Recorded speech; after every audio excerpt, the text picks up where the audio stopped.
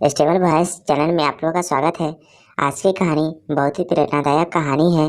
एक माँ की संघर्ष की कहानी। आइए इस कहानी को शुरू करते हैं।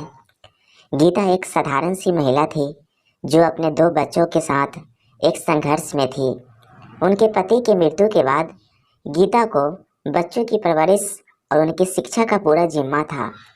गीता का बेटा अर्जुन एक बहुत ही शरारती और जिद्दी बच्चा था। वह स्कूल में पढ़ने के बजाय खेलने और मस्ती करने में अधिक रुचि रखता था।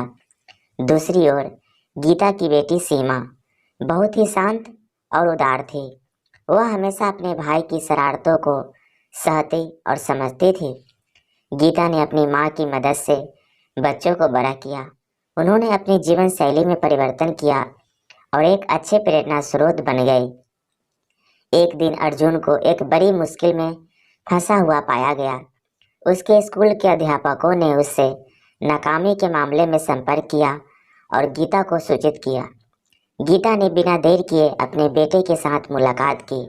वह उसे समझाने की कोशिश की और उसे सही दिशा में ले जाने के लिए उसे समर्थ किया। वह अपने बेटे को उत्साहित किया और उसे यहाँ तक कि वह अपनी गलतियों से सीखे। सीमा भी अपने भाई के साथ खड़ी थी और उसे सहायता और समर्थन प्रदान करने में सक्षम थी। उसने अपने भाई को समझाने की कोशिश की और उसे सही राह पर ले जाने के लिए उसका साथ दिया। गीता ने अपने बच्चों को संघर्ष में मदद की और उन्हें जीवन के हर पहलू से लड़ने की प्रेरणा दी। उनका संघर्ष उन्हें सफलता की ओर ले गया और उन्होंने अपने बच्चों को सफल और समर्थ व्यक्तियों में बदल दिया।